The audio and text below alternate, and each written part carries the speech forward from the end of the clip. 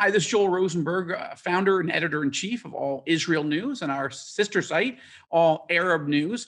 And we're talking today with a #1 New York Times best-selling author. It's very fun to say that because it's not that often that someone hits #1 on the list at all, obviously, but also to tell stories from the Bible 2, 3, and 4,000 years old, especially when they're a Fox News anchor who deals with day-to-day news. So Shannon, Bream, welcome to All Israel News.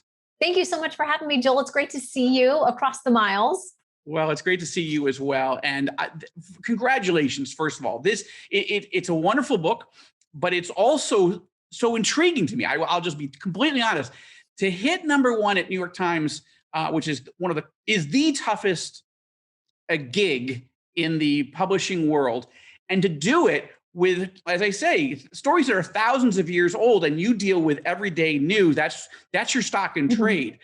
Why did you write this book, The Women of the Bible Speak, these 16 specific women? Why did you write this book, and why now? And why do you think it's resonating? You know, Fox actually came to me because they were starting their book label last year, and they said, we want our second book to be something in this space for women and for religion. And would you want to take this on? And I was immediately so excited by the prospect of getting to do this because, of course, these are stories I've read and studied my whole life. I learned so much in writing this book and going back and digging deeper into each of these stories. But we decided to pull out several women, and there's so many great ones. You just can't include them all, but these are some of the more prominent stories. And we have a mix. I sort of joke, but it's true. We've got a prostitute, we've got a murderer, we've got a queen, we've got Mary, the mother of Jesus. I mean, there is a variety in here for you to choose from. We paired them up. We thought, let's pair them. Some of them knew each other, so we can see their relationship. Right. But others, there's a common theme or principle or lesson that we can learn. So we decided to do it that way and put them in pairs. But then at the end, there were so many other women and their interaction with Jesus that I wanted to include, that we did sort of a catch-all chapter to show the relationship that Jesus had with women in his time as well. So a few extras there. The book reads really like it's a narrative, but it's also a Bible study. And that's the other thing that's so interesting. First, for it to be a Fox book, right? I don't really think of Fox. I mean, they haven't published books until you're the second one. Yeah. So I guess that's new, but but to write a straight on Bible study. I mean, you didn't even inject a lot of yourself in it. You're walking through the stories and drawing out lessons. And again, that's fascinating that it's touching people. I know. And not just the numbers, but you're already hearing back from not only friends, but people all over the country. Again, why did these particular stories? And was there one? Let's pick one or two of the women that particularly resonated with you, and what did you learn from them? You know, I think partially what's working with this book is it was so unexpected. First of all, like you said, a bunch of Bible stories that are centuries old. It's surprising that it would be connecting the way it is, but I think that people have been through so much in the last year, and these stories and these women suffered many of the same problems that we're having now. People have been very open, I think, and tender because they've been in such a place of searching and of pain and of loss over the last year. So I think a lot of these stories, which deal with sibling rivalries and families and chronic illnesses, financial loss, infertility and widowhood. I mean, these are problems that are still here in 2021. So I think they're very applicable today, but there is this message of hope woven through all the stories that God was working in these stories, and that these women are imperfect, as we all are. They're flawed. I think that's very comforting and relatable, so that we know God can work through any of us. And when we make terrible mistakes, as some of the women in this book do, God still works through the messes. And some of the most colorful, questionable characters in the book are in the lineage of Christ. So God is using these people. I love Deborah because she's a lesser known story from the Old Testament. I love that she was a revered judge, that she led Israel into battle. She had a beautiful worship song after their victory. So she's kind of everything. She's a worship leader, a military leader, a judge, And The she's this judge great, obviously resonated with you. You're covering the Supreme yeah. Court and a lawyer yourself. Yeah, exactly. And I happened to be editing the Deborah chapter while I was covering the hearings of now Justice Amy Coney Barrett. So Tessa, my wonderful assistant, got this picture of me like hunched over the computer, looking into the room for the confirmation hearing for another female judge while I'm working on Deborah. But she was just obedient and faithful. They were called into this battle against the Canaanites who were terrible. They were oppressing them. These were bad, bad dudes. And on paper, it wouldn't have looked like anything that would have made sense. It would have been kind of a fool's errand at best. And she calls in her top military commander and says, God says, we're doing it. He says, we're going into battle against the Canaanites. And Barak, the general, is probably looking at this through the eyes of reality and says, I'll go if you go with me. But if you don't go, I am not going. He knew she was anointed, but he also knew the odds were against them. And she says there, this prophecy, okay, but the opposing general, Sisera, this bad guy on the other side, because of your hesitance, he's going to be delivered into the hands of a woman. And that whole story plays out here. I mean, each of these is so fascinating. We don't have to add anything to them, just kind of lifting them out of the Bible and putting them in this more narrative form that maybe somebody who would be intimidated doesn't know where to start with the Bible or wouldn't pick it up. But they enjoy a good story. They'll hear them here, but also see God's faithfulness and his action and his provision woven through all the stories. I told you when you had me on your Fox News program recently to talk about Middle East issues, but also about your book, that I had purchased the book for my wife, for my mom, for my mother-in-law. I've read it myself and so enjoyed it. I think that one of the things I enjoyed, again, living here in Jerusalem, and as you and I tape this, record this, it happens to be Independence Day here in Israel. So we're celebrating this 73rd anniversary of the modern prophetic rebirth of Israel. So there's a lot of talk about history and how we got here and what our roots are. I think that two of the women that really resonated with me were Sarah and Hagar. And that's, that's where I really, I mean, of course, it's the first stories that you start to tell, but it's also where the comparison and contrast, I thought I got suddenly why you were doing the structure that you were doing, because first of all, you have a Jewish woman and you have an Egyptian Arab woman, you have an owner and a slave. So that, we always need to remember that Hagar was not the master of her choices. And then the terrible position that really Sarah puts her in. Wow, talk a little bit about them and the, not just Hagar's pain. Obviously, Sarah was going through a lot of pain, but there were some choices being made there that made things very, very complicated and even more painful than they had been, I think. Yeah. And Sarah and Abraham's story is such a fascinating one. It is the root and foundation of so many faiths and so much of what we believe and know about God and his provision. And, Sarah, we're told, was so beautiful, even into her later years, that Abraham lied twice about her being his sister because there were these foreign leaders that were very interested in Sarah. But all along, there are these promises that, Abraham's going to be the father of great nations. He's going to have all these descendants. Sarah, is going to be the mother of nations. And the older they get, there's no child coming for them. There's no physical, biological child for them. So as, was custom in those days, Sarah finally says, I'm going to help God out with his plan, as we do sometimes, as if we could give some suggestion to God that's better than what he already has planned. We all do it.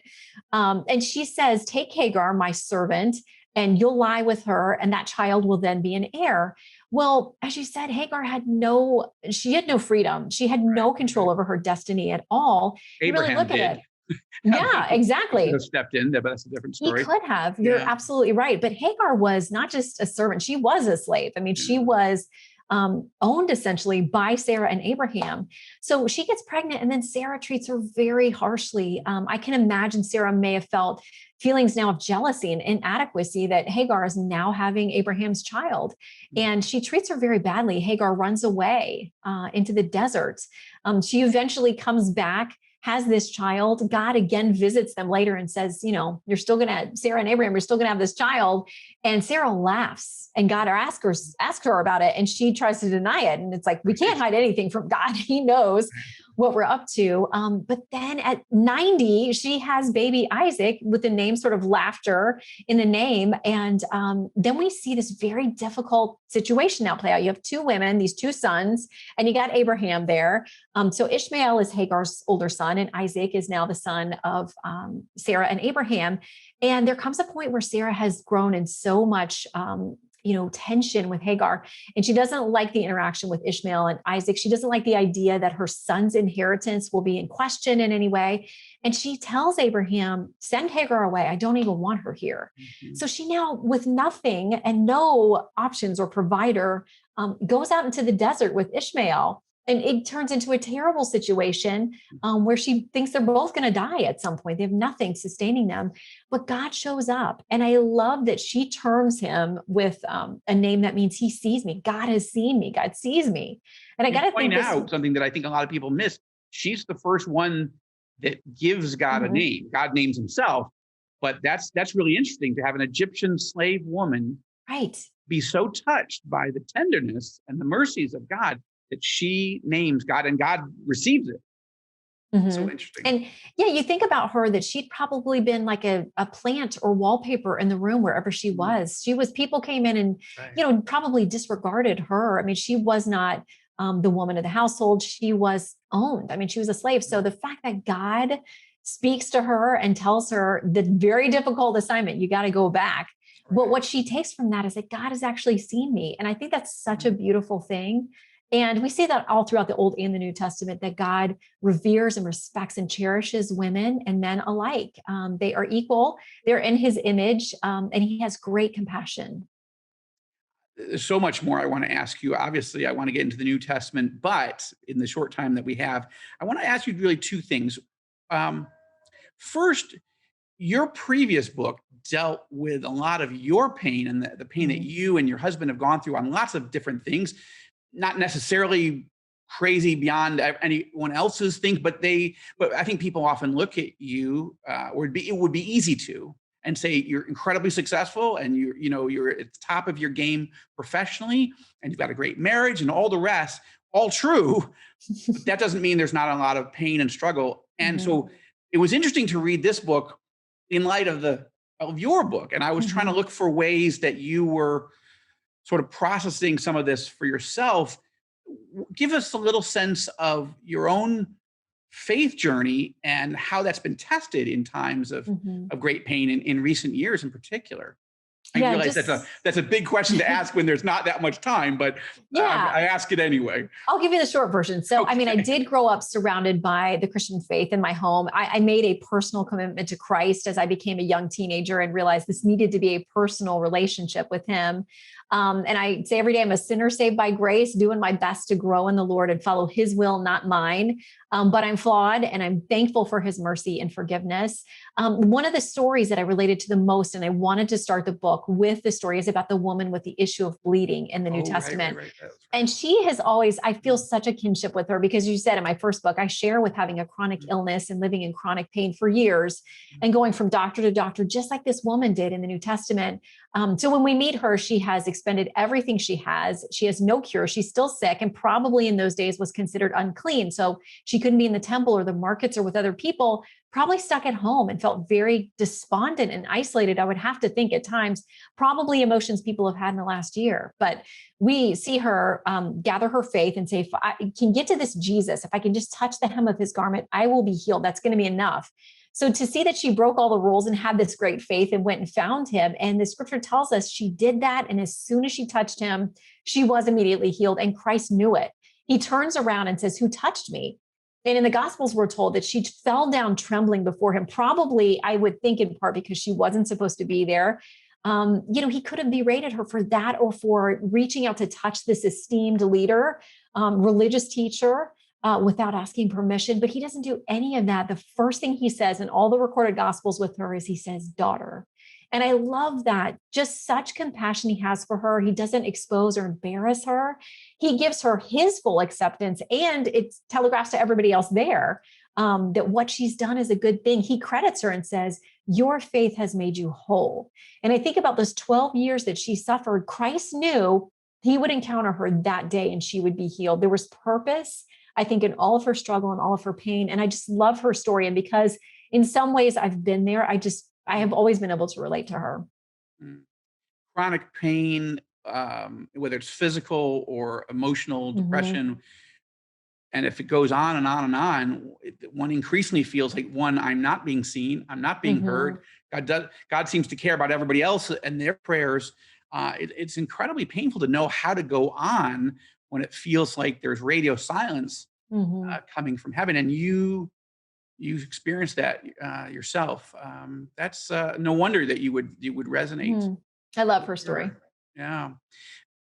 Last thing, since this is all Israel news, we're obviously talking about people right out of the Bible. So that's Israel's number one export in the world, is the Bible. And you have been here once. Mhm. Just it was short. It was It fairly was way high too level. short. You got to meet with very high level Palestinian leaders. You interviewed the Vice President of the United States, Mike Pence, here. Just what were some of your impressions of Israel, and where does your love for Israel come from?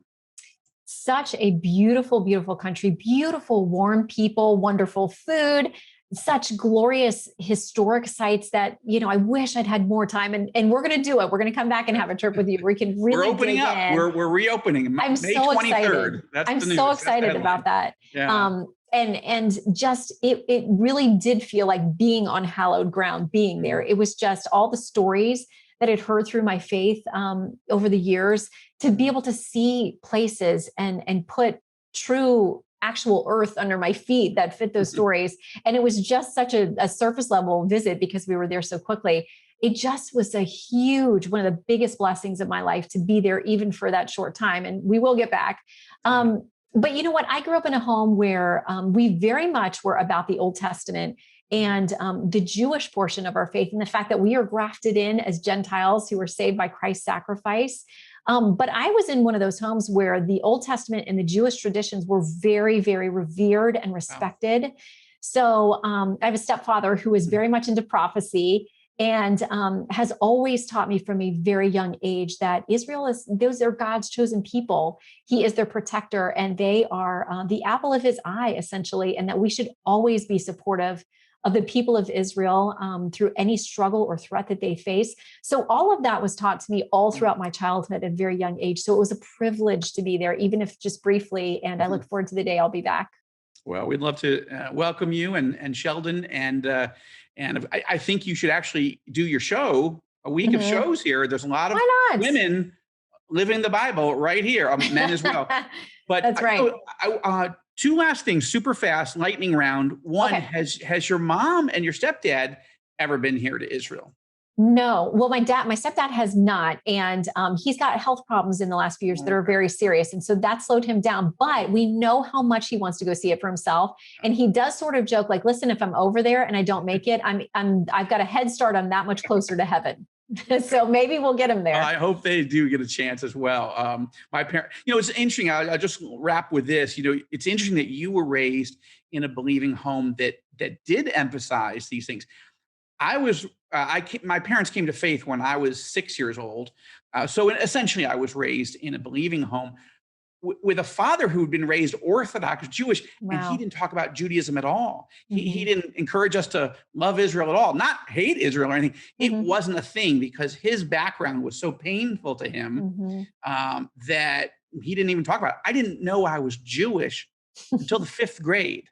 Now And I you're know like, what you're what? thinking, Shannon. You're like, you must have been the stupidest kid in the class. Your name is Joel Rosenberg. How did you not know? Well, that's another story for another day. But it is interesting. I think a lot of Christians, there's millions who do understand the biblical prophetic roots of this current country and how God is bringing it back, breathing life back in. But there's many Christians and others, of course, who don't see that at all. And so I think another thing that's interesting about your book is that it sort of takes people again in the public square, in the public marketplace. It's not just limited to Christian bookstores, but you're really helping people who, obviously people of faith are going to read your book. Obviously, many are, but you're also connecting with people who think, yeah, I actually don't know those stories. I Hmm. think of my mom in 1973. Yeah, she'd been nominally Christian, but she didn't really know. So she was curious, and where would I go for a sort of an entry point, a way, an easy, accessible door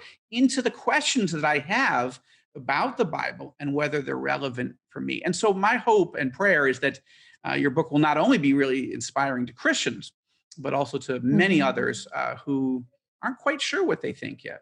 Yeah. And that's what I've prayed for the book from the beginning. And there were so many people who helped me along the way and let me bounce their, theological questions. What does this mean in Greek or Hebrew? Those kinds of things that helped me to learn a lot. And I hope it is very accessible for people. And regardless of your fifth grade story, people should know you are one of the most intelligent, brilliant people that I know. And that's true. It's true. I hope I'm catching up off of the fifth grade, but I still say that Lynn has the spiritual gift of discernment, and I have the spiritual gift of obliviousness, and that remains. But of course, that's the true of many men, many marriages. That's why many women their life verses from Jesus on the road to Emmaus. Oh, foolish men and slow of heart to believe. But, well, Shannon, thank you so much for sharing with All Israel News, our audience, because this is obviously stuff that we really resonate with. And congratulations on the #1 New York Times bestseller. And the good news is, I know you would have written that if it hadn't, if only your mama in Florida had a chance to pick it up at a bookstore near her. But how exciting that it is resonating with so many people. Listen, it is God's book. And I pray that he'll just, bless it for anybody who touches a copy, that it will draw them closer to God. And in the meantime, thank you for the work that you're doing and sharing with the world. And it's so important. And we're very grateful. Well, my pleasure. From Jerusalem, I'm Joel Rosenberg with New York Times bestselling author Shannon Bream of Fox News. Thank you. And don't forget, I'm saving it for my vacation. So I'm going on vacation in a week and a half. And I've don't touch my book. Let's hope I'm ready to go. Ruin your trip. All right. It's going to be great. I can't wait. Thank you. All right. God bless you. Thank you, Shannon. You too. Good to see you.